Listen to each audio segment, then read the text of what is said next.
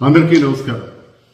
Telugu Desam party ఆవిర్భవించిన తర్వాత ఈ రాష్ట్రంలో ఈ దాష్టిక, రౌడీయిజం, గూండాయిజం ఎక్కడ చూసినా రాష్ట్రం నలుమూలలో కూడా పెట్టరేగిపోతున్నారు తెలుగుదేశం పచ్చముక్కలు.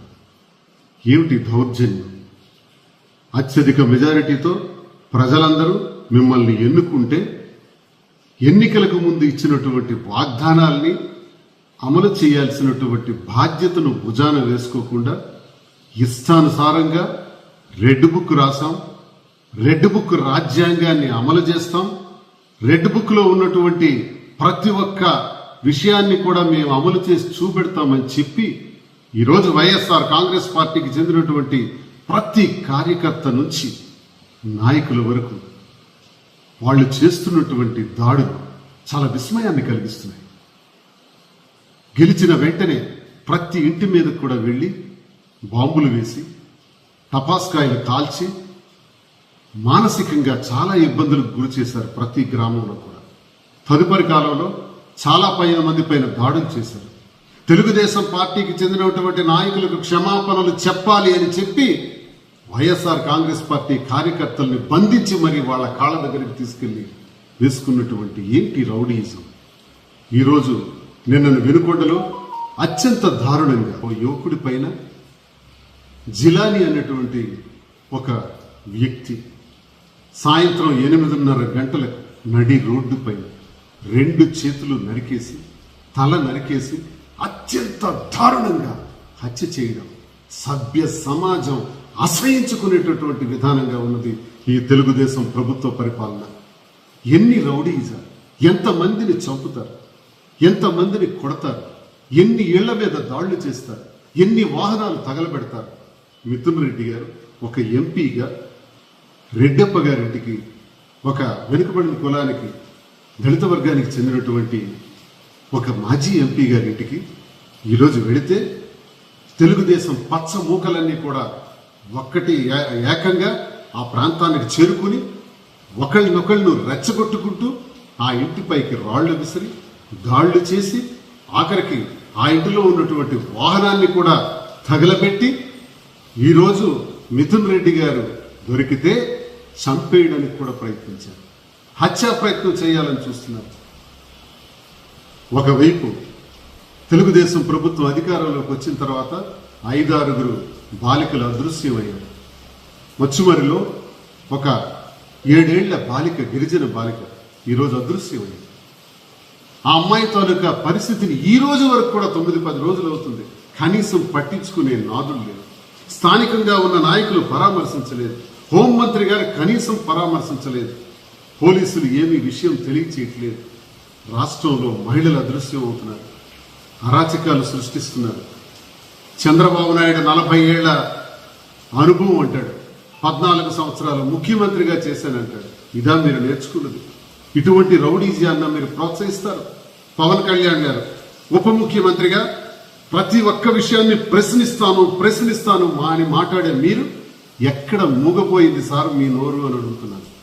ఒక సామాన్య పౌరుడిగా, ఒక వైఎస్ఆర్ కాంగ్రెస్ పార్టీ కార్యకర్తగా, ఓ ఎమ్మెల్సీగా నేను మీకు అడుగుతున్నాను, ఎందుకు సార్ మీరు ప్రశ్నించరు?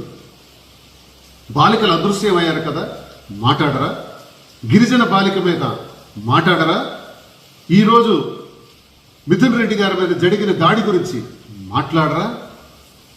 రిషీద్ని నడి రోడ్డు మీద నరికిన విధానం గురించి మాట్లాడరా? ప్రశ్నించరా? ఎటుపోతున్నాం మనం? ఈ సమాజం ఎటుపోతుంది? ఎటువైపుకు తీసుకెళ్లాలనుకుంటున్నారు? కూటమి ప్రభుత్వంలో భాగస్వామ్యం అయినటువంటి చంద్రబాబు నాయుడు, పవన్ కళ్యాణ్ గారు, కేంద్ర ప్రభుత్వంలో అధికారంలో ఉన్నటువంటి మోదీ గారు కూడా దీనిపైన స్పందించాలని నేను కోరుతున్నాను. హైకోర్టు, సుప్రీంకోర్టు, న్యాయవాదులు, న్యాయమూర్తులు ఈ దాష్టికాలపైన సుమోటోగా కేసులు వేసి వెంటనే చర్యలు తీసుకోవాలని నేను కోరుతున్నాను. పోలీసు వారు కూడా ఇదంతా చూస్తున్నారు. ఎందుకయ్యా? అధికార పార్టీకి ఏం చెప్తే అది చేస్తామనుకుంటే రాజ్యాంగం అమలు జరుగుతుందా? చట్టాలని అమలు చేయవలసినటువంటి పోలీసులే ఈ రకంగా ప్రవర్తించవచ్చా? ఇది న్యాయమా? నిన్న రిషీద్ పైన జరిగినటువంటి హత్యకు అది వ్యక్తిగత కారణము అని చెబుతారు. వ్యక్తిగత కారణానికి కారణాలు లేవా? ఆ కారణాలని శోధించరా? ఒకవేళ వ్యక్తిగత కారణంగా ఈ హత్య చేసి ఉంటే జిలాని దీనిపైన చర్యలు ఉండవా? వ్యక్తిగత కారణాలు దీనిపైన మనం పరిగణలోకి తీసుకోమా? ఏంటి కొన్ని నిమిషాల్లోనే ఆ స్టేట్మెంట్లు ఇచ్చి చేతులు దులుపుకోవాలనుకోవటం. ఈరోజు ఒక సిట్టింగ్ ఎంపీ గారి పైన హత్య చేయాలని ప్రయత్నిస్తే, రెడ్డప్ప గారి ఇంటి పైన దాడి చేస్తే, వాహనాలు తగలబెడితే, ఉన్న వాహనాలన్నీ కూడా రాళ్లతో కొట్టి, కర్రలతో కొట్టి విధ్వంసం చేసి వాహనాలన్నింటినీ ధ్వంసం చేసేస్తే చూస్తూ ఊరుకుంటున్నారే? పట్టించుకోరే? మీరు ఇలా ఊరుకుంటే ఆఖరికి మీ పైన కూడా తిరగబడతారు. చట్టం మీ చేతిలో ఉంది. చట్టాన్ని నడిపించవలసినటువంటి బాధ్యత పోలీసులందరూ కూడా సీరియస్ గా తీసుకోవాలి. ఇది చూస్తూ తెలుగుదేశం పార్టీ ఆవిర్భవించిందని, తెలుగుదేశం పార్టీ అధికారంలో ఉందని, వారిచ్చిన మాటలన్నీ కూడా మేము అమలు చేయాలన్నటువంటి ఒత్తిళ్లకు లోనైతే ఆఖరికి ఈ దాడులు వైఎస్ఆర్ కాంగ్రెస్ పార్టీ కార్యకర్తలపైనే కాదు, మీ మీద కూడా దాడులు చేసే పరిస్థితులకి ఏమాత్రం వెనుకాడరు ఈ కూటమి ప్రభుత్వం అని నేను తెలియజేస్తున్నాను. ప్రజలందరూ కూడా చూసి ఈ హేయమైనటువంటి చర్యల్ని అసహించుకుంటున్నారు, ఛేదరించుకుంటున్నారు. ఇంత దౌర్భాగ్యమైనటువంటి ప్రభుత్వాన్ని మేము ఎన్నుకోవాల్సి వచ్చిందా? ఎంత తప్పు చేశామని ప్రతి గ్రామ స్థాయిలో కూడా మదన పడుతున్నారు. నేను ఒకటే తెలియజేస్తున్నాను, చంద్రబాబు నాయుడు గారు దయచేసి ఇటువంటి విధ్వంసకాండను వెనక్కి తీసుకోండి.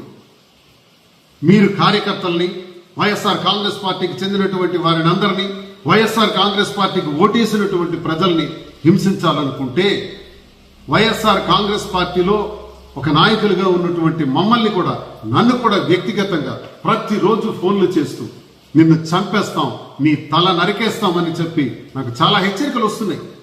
ఒకవేళ మీరు చంపేయాలనుకుంటే మా ప్రాణాలు త్యజించడానికి మేము సిద్ధంగా ఉన్నాం. కానీ ప్రాణం పోయే ముందు వైఎస్ఆర్ కాంగ్రెస్ పార్టీ కార్యకర్త కోసం, నాయకుల కోసం, ప్రజల కోసం మేము అండదండగా ఉంటామని, ఖచ్చితంగా మా పోరాటం మేము చేస్తామని, మీరు చేస్తున్నటువంటి దాష్టికాల్ని ఏ స్థాయికైనా సరే మా ప్రాణాలు మీరు తీసేసినా పర్వాలేదు, మేము ఎదుర్కొంటాం, న్యాయస్థానాల్లో పోరాటం చేస్తామని మీకు తెలియజేస్తున్నాను.